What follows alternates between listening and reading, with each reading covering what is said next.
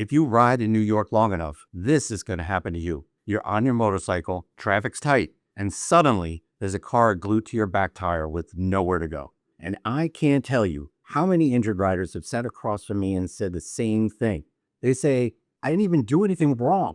They were just right on top of me. I'm Richard Jaffe. I handle personal injury cases here in New York, and I've seen exactly what tailgating does to motorcyclists when something goes wrong. So in this video, I'm going to show you how to deal with a tailgater the right way, legally and practically, so you lower your risk on the road and protect yourself if there's ever a crash. Because when you're on a bike, you don't get the benefit of the doubt, and one sudden stop with someone riding your rear wheel can change your life in a second. All right, someone is glued to your back tire. You can feel the pressure. So what do you do right now so you don't get hurt and you don't accidentally do something that makes you look at fault later? Here's the way I want you to think about it. Your job isn't to teach them a lesson. Your job is to create space and give yourself an exit. And I'm going to walk you through exactly how to do that.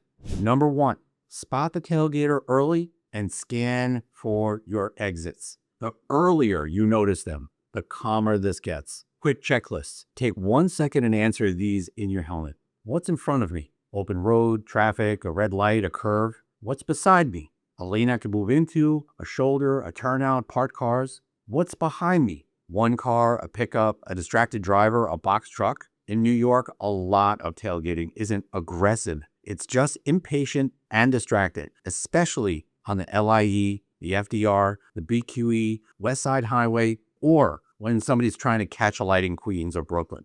But distracted is still dangerous. And here's the stakes piece most riders don't think about until it's too late. If you panic and you do something sudden, you can turn a clear tailgater case into a shared fault fight with the insurance company. New York uses comparative fault, which means they could still pay you, but they'll try to reduce what they pay by blaming you for part of it. So we stay calm, predictable, and we build space. Number two, don't brake check. Make your bike predictable. I'll say it plainly. Brake checking is one of the fastest ways to get rear-ended on a motorcycle. And even if the other driver started it, brake checking can make the crash worse and can make your injury claim harder. In New York, the tailgater can be ticketed for following too closely. That's a real rule in the vehicle and traffic law. But in the real world, the insurance company is going to ask, did the rider do something sudden? Did they slam on the brakes? Did they swerve? So here's what I want instead. Roll off the throttle smoothly. Increase the space in front of you. We'll talk about that next.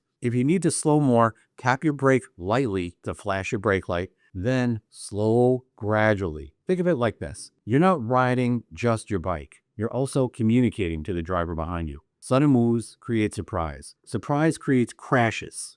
Number three, create a big cushion in front so you could slow down without getting hit. This is the part most people miss, and it's the real motorcycle tip here. Inside this whole tailgater problem, this is the tip. When someone is too close behind you, your instinct is to get away from them by speeding up. But the safer move is usually the opposite. Create more room in front of you. Why? Because if anything happens ahead, a car turns, someone stops short, traffic stacks up, you need the ability to slow down gradually, not suddenly. So do this. Pick a point ahead, a sign, a pole, a shadow, and increase your following distance from the car in front of you. That extra space gives you time to roll off the throttle slowly instead of grabbing the brakes. This one move does two things at once. One, it reduces your chance of needing a panic stop. And two, it makes it easier to let the tailgater pass without drama. And in a crash case, it also helps you look like what you were, a careful rider. Four, make it easy for them to go around you. Without putting yourself in a bad spot, your goal is simple. Turn the tailgater into a passer.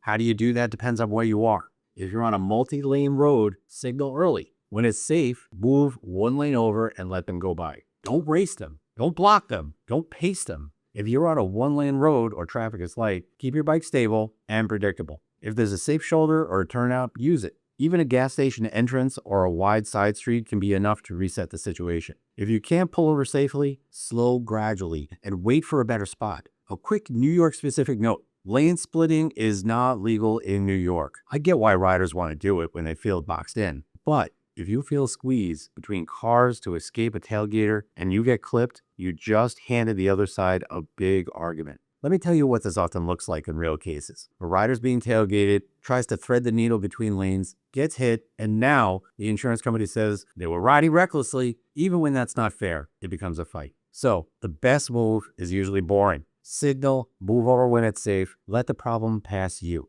Number 5, what to do at red lights and stop and go traffic where tailgating gets scary. Tailgating feels different when you're slowing for a light and you know the driver behind you might not stop. Here's your red light plan. As you slow down, flash the brake light with light taps so you're not a surprise. When you stop, don't stop dead center behind the car in front of you. Stop slightly offset, left or right, so you have an escape route. Watch your mirrors while you're stopped, and if the car behind you isn't slowing, you may need to creep forward or move out of the way. In heavy traffic, I also like riders to think, where am I going if this goes bad? That might be between cars, in your lane, not splitting lanes at speed, just giving yourself a path to stop, or toward a shoulder, or even to an open space near the curb if it's safe. It's not about being brave. It's about giving yourself options. Number 6, if the tailgater is truly aggressive, don't engage. Document and get safe. Most tailgaters are just impatient, but once in a while, it's something worse. Honking, swerving, trying to push you, yelling out the window. And if that's what's happening, your priorities have to change. First, don't make eye contact. Don't gesture.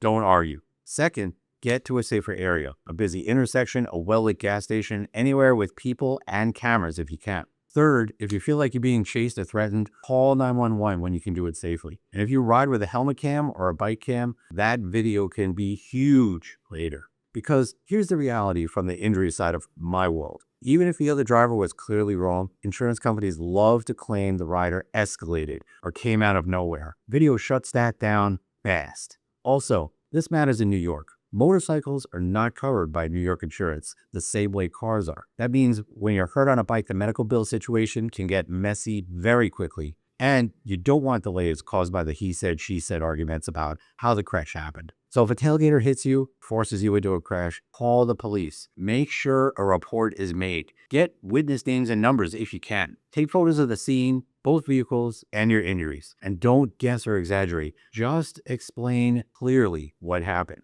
What this all comes down to, the simple version that you can actually remember, when you're dealing with a tailgater on a motorcycle, you're trying to do 3 things. Stay predictable. No brake checking, no sudden swerves. Create space, especially in front of you. Give them a clean way to pass without you taking risky shortcuts. That's how you stay upright. And that's also how you protect yourself if the worst happens and you end up dealing with the police reports and the insurance companies after a crash. If you want help after a motorcycle accident in New York, especially if you're getting pushed back, blame shifting, lowball offers, reach out to my office. We'll talk through what happened and what your options are. And you need to watch your next video because it's where riders accidentally destroy their own case in the first 24 hours. 5 things you must not do after a motorcycle accident. You can protect your health, your claim, and your rights before the insurance company starts building a story against you. See you over there.